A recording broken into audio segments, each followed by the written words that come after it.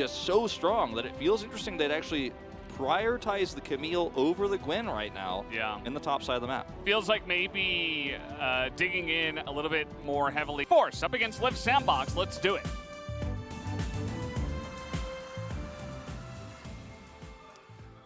So here we go. Jumping into game number 1. Very excited to see how Gory performs because there's a pretty big dichotomy within Nongshim's composition as well, where Peanut, and speaking of which, he is up on the top side of the map here. Yeah, Summit's had control, but was not able to get a ward down, actually, in that brush. All right, here we go. That's a really nice hook shot. Perfect angle, max range. Peanut has no chance of catching up to that one. Croco comes back over, walks over a ward, though, sadly. And now everything is known. No more secrets on the top side of the map. But look at the mid lane. This is where things are starting to get scary. Oh, Regis is dead. No flash, he dies. And Croco zones Peanut out. Yeah, pretty rough there. Fate has his dash. I mean, he's going to get hit by a harpoon. Doesn't really matter. He takes a little bit of damage, but this is... Valdez. Yeah. 24 CS to 10. And this is actually pretty lucky for Nongshim that Croco is trying to make a play up here and is spotted.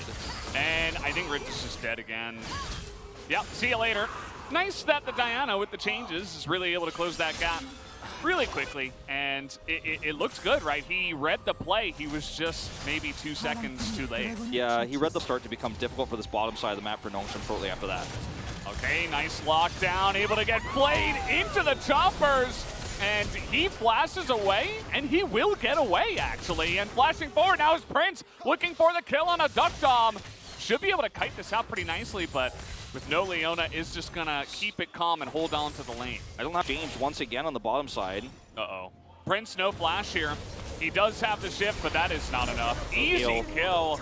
And there was a control ward in the river even, but he was just too far up the lane with no flash, and that's a super easy kill for Peanut. Greed does end up punished. He gets punished for here in the bottom side, but they do get the Rift Herald, and they are just going to continue to snowball this lead in the top side of the map. Rich here does have his flash. I don't know if it's going to be enough to save him.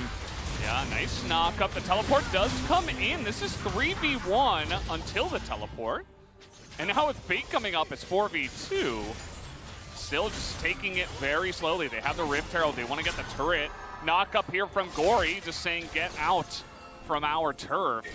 And they will have to do just that. I feel like Liv Sandbox could have pressed the issue, but deciding to take the safe path. Yeah, it's spring season, but it was usually on a champion like the Gragas, where it's like, okay, you got sacrificed, but you're still useful later because you can hit amazing casts. Oh, okay. Summit really trying to press the issue here. He's going to get equalized. Miss on the ult, and now he's trying to turn it 1v2. He picks up the kill quite easily. Another miss by Gory as Rich is coming on up, trying to turn the kill. And he misses again. Summit is looking for the kill now, perhaps, as there is no escape for this Camille. The flash forward from Rich, he gets the shutdown, but Summit just bringing 3 people up to the top lane. And you ain't winning anything if you're Nongshim right now. You're losing plates in 2 lanes. It ends up being a 1-for-1 trade here on the top side of the map. Nothing good about this for Nongshim, sadly. They're not able to secure the Drake right before they put all their resources in. Okay, we're not going to get this Drake fight. We actually can't fight at this stage of the game. We're a little bit out of control in terms of how the control of the Drake on the bottom side of the map is, so let's try to make a play top side. More action. Speaking of which, they're going to find Kellen. That's a free kill. Nicely set up by the Diana. This is what we were talking about, this Diana setting up so much. Is now Rich trying to create more. They've got a nice wombo combo. Good flash on the rocket, but there's the ultimate, and both supports are just going to be sacrificed and taken out. Nice catch by Nongshim, but Summit is getting free farm. Yeah, I mean, going to try to trade the Drake for Baron because they know one of the problems with their composition is if they have positional disadvantage, they lose control of that vision. And now you got to respond, Nongshim. They are so ready for this. Even Effort's just sitting there waiting for the rocket. Oh no, so late, and now they might lose both. They might lose the Baron and the Drake. Okay, nice hook though onto Effort. That's a bit of damage coming on up. Gory's gonna ult in, and Effort survives for an incredibly long amount of time, but they do get the kill. Summit's like, you dare duel with me? The 4-man pull-in from the Diana. And Liv Sandbox, they came here to skirmish with this comp, and they will do exactly that. They're going to roll over Nongshim here, and only Jinx, only Duck Dom stands alone. A very common story. I've heard a lot for Nongshim here. Liv Sandbox will dominate them here at 22 minutes. Now, Liv Sandbox can't get away with this if Nongshim didn't walk through like 7 wards on their way to controlling the vision around the Drake. They know where everyone on where everyone on Nongshim is, so they go straight to Baron. I think at that moment you just have to cut your losses as Nongshim and say, okay, we had to clear all that vision to look for maybe even a fight on the Infernal Drake, but they're going to take Baron, and then you just give up and you take the Infernal Drake.